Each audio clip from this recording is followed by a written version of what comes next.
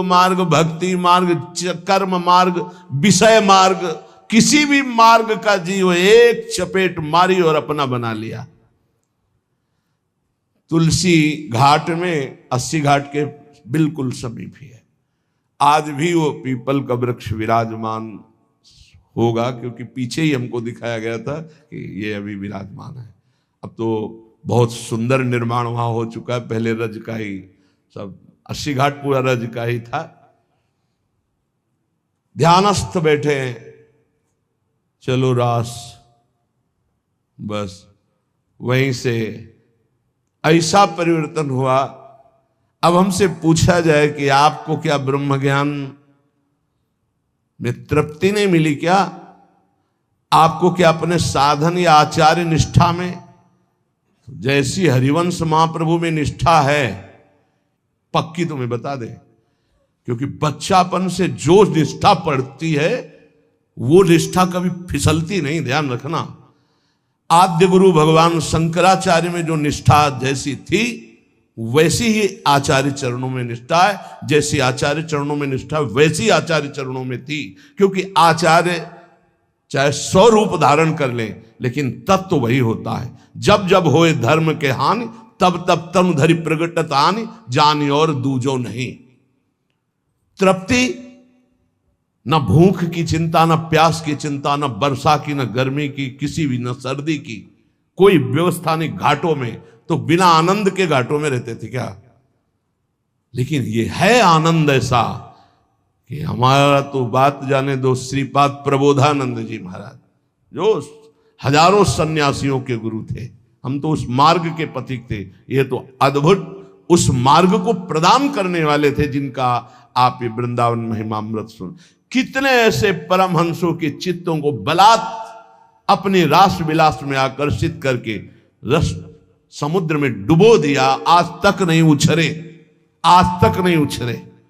ये रस अगर श्री जी की कृपा से आपको वृंदावन का आश्रय, वृंदावन का वास, वृंदावन की उपासना, राधा नाम में प्रीति, आप ये समझ लीजिए कि चरम अवस्था में पहुंच रहे हैं। चरम अवस्था की उपासना आपको अहेतुकी कृपालु श्री लाडली लाल ने दे दिया।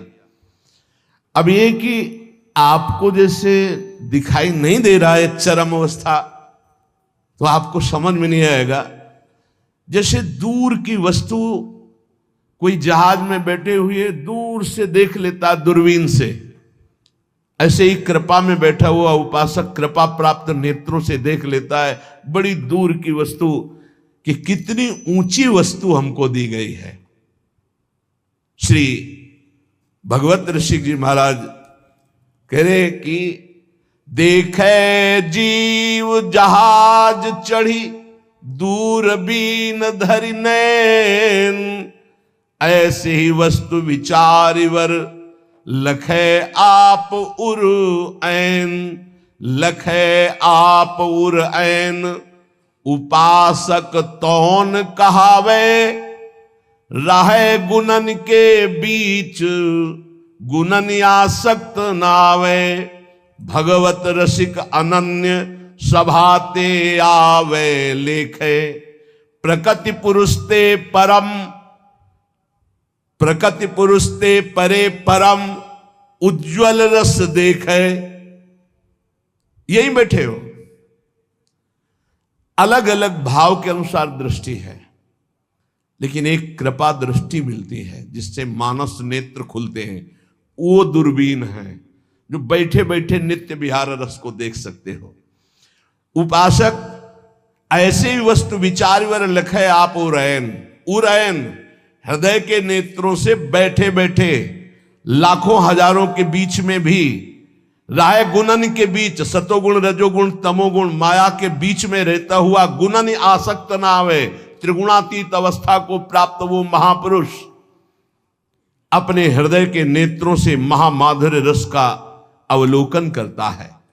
कोई भी द्वंद्व उसका स्पर्श नहीं कर सकता। प्रकृति और पुरुष दोनों से परे, यद्यपि प्रायः दो का ही वर्णन होता है, प्रकृति और पुरुष, लेकिन यहां कह रहे ये प्रकृति और पुरुष दोनों से परे परम उज्जवल महामाधुर्य रस को वो रसिक अनन्य अपने हृदय की दूरबीन से हर समय देखता रहता है, प्रकृति और पुरुष दोनों से परे। तभी कहते विपिन राज सीमा के बाहर हरिहु को। ये एक अद्भुत रस है वृंदावन का।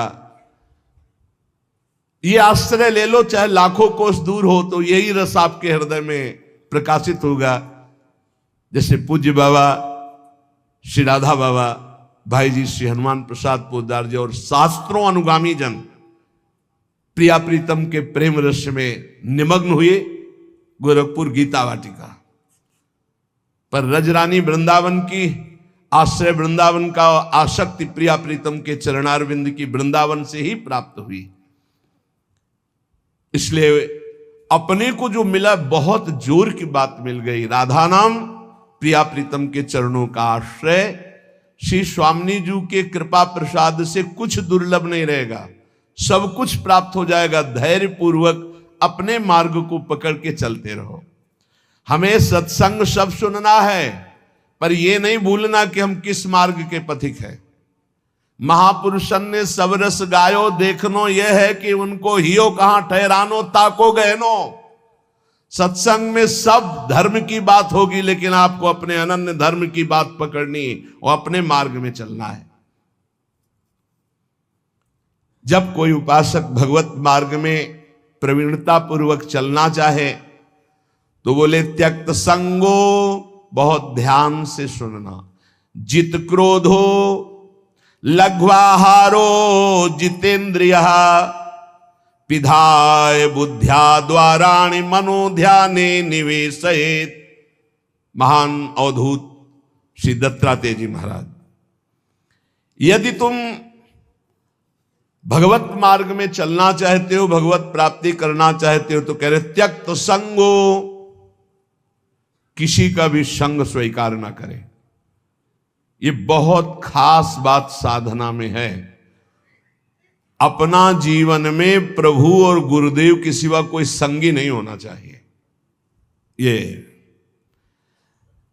देखो, अगर महापुरुषों के वचनों को स्वीकार न किया जाएगा तो फंसने में देर नहीं लगती, मिनट नहीं लगती फंसने में।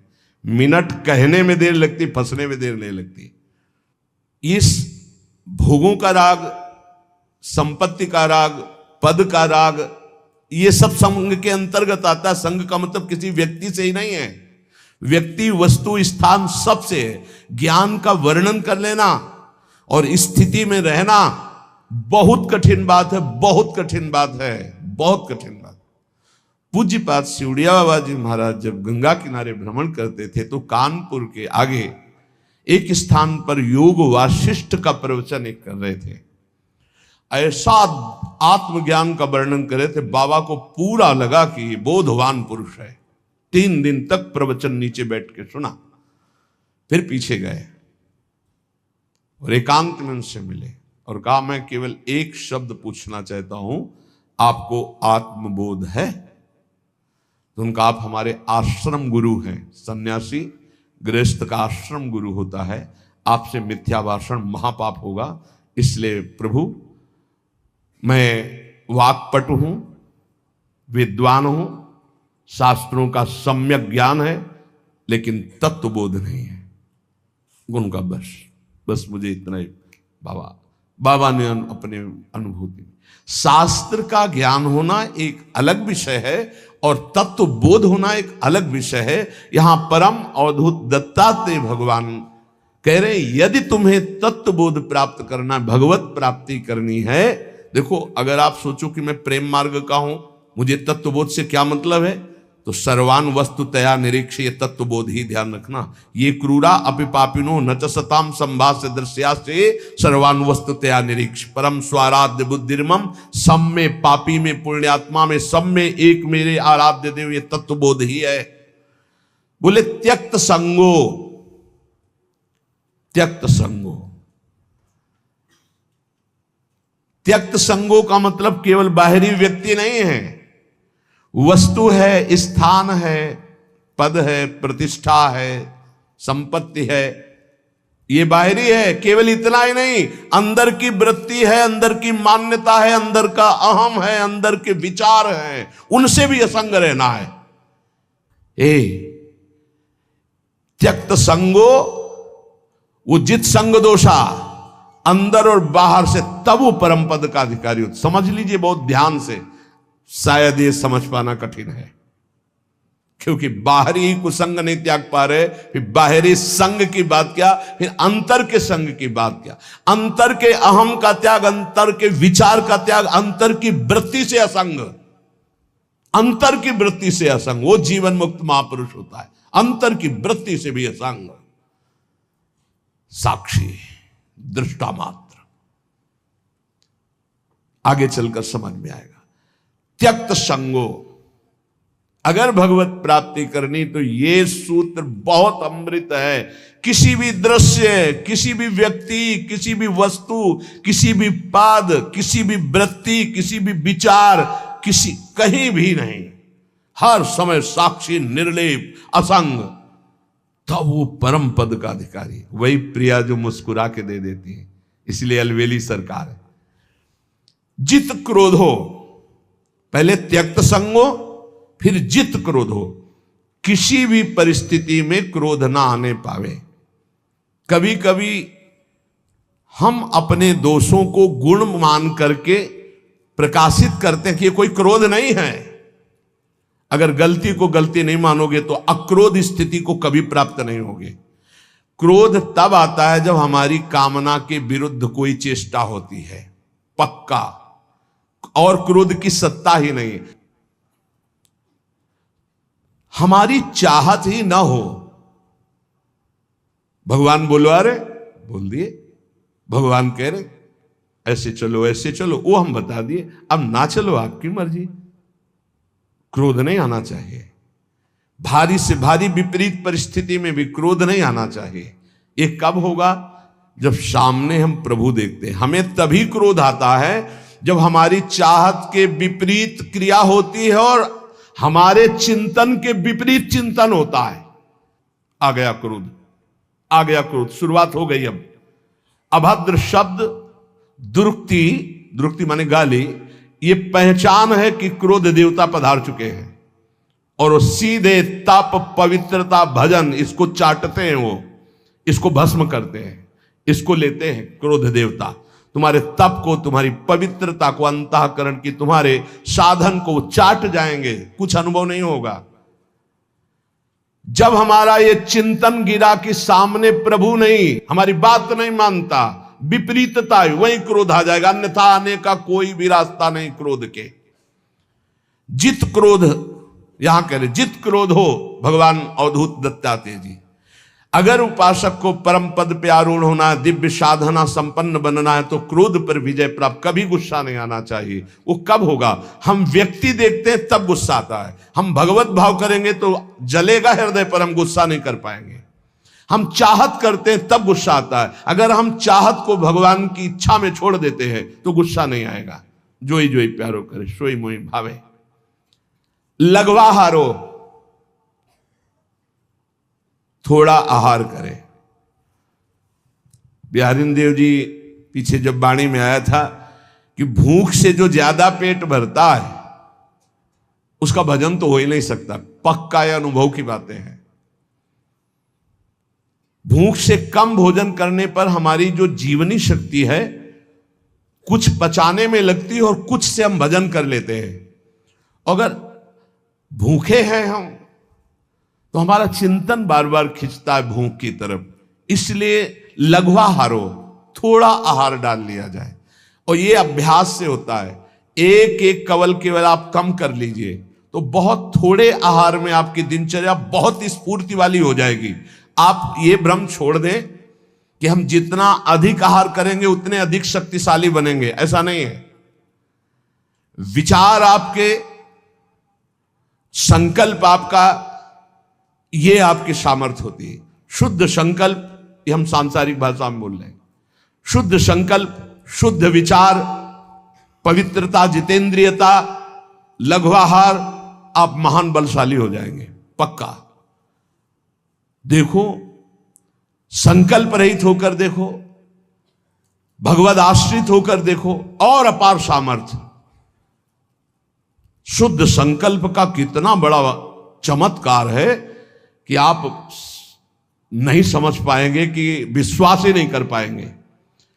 अगस्त जी ने संकल्प किया और ऐसे समुद्र को पी गए, पूरे समुद्र को। आप विश्वास नहीं कर पाएंगे कि समुद्र को पी गए अगस्त जी महाराज। महान तप निधि, संकल्प किया और पी गए समुद्र को। ये संकल्प की ताकत। भोजन से इस पांच भौतिक शरीर का पोषण होता है, और धीरे धीरे हम शरीर से अपने को अलग करने के लिए साधना कर रहे हैं। तो लघ्वाहारो, थोड़ा आहार चाहिए। हमारा दिमाग क्या सिखाता है? बर्बाद काहे को करोगे? अब कितना रह गया? 2 लड्डू रह गए हैं, 1 कटोरी खीर है। वैसे तो नहीं है, पर बर्बाद नहीं होना चाहिए। अन्न है, ये बर्बाद, श्वास बर्बाद हो जानी चाहिए। अरे दूसरा कोई खा लेगा, कोई और जीव पालेगा। आप थोड़ा भजन के लिए जगह बनाए रखो। अगर आपने परुषा लिया है तो किसी और जीव को पवा देना। सब अपने गुरु भाई ही हैं, हम एक ही प्रभु के बच्चा हैं। पोशाकें अलग अलग हैं। अरे किसी के श्वान की पोशाक है, किसी के सूकर की पोशाक है, किसी की कृमि की, लेकिन हम हैं सब एक ही भाई, परमात्मा अंश हैं, हम सब एक ही हैं।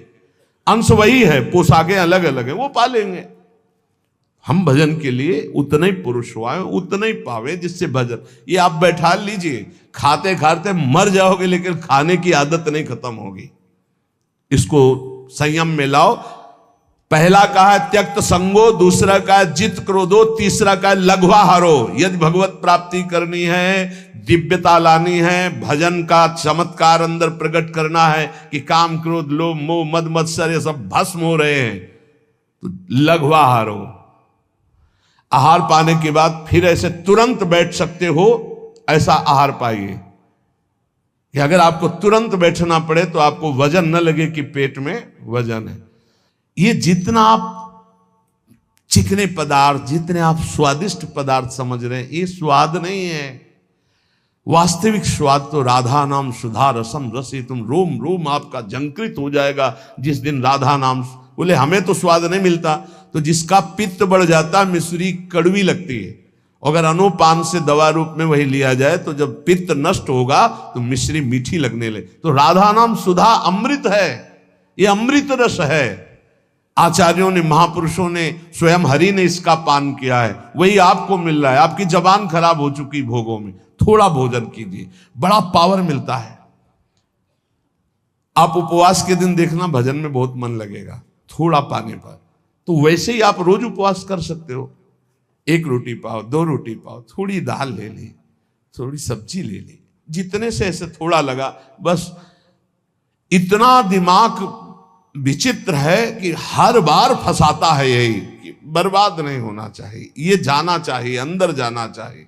बस जहां यहां से गया तो बस फिर उसके पचाने में पूरा दिमाग लगा, भजन में तो लगा नहीं। इसलिए प्रार्थना है इस आसक्ति से बचो, भोजन की आसक्ति से।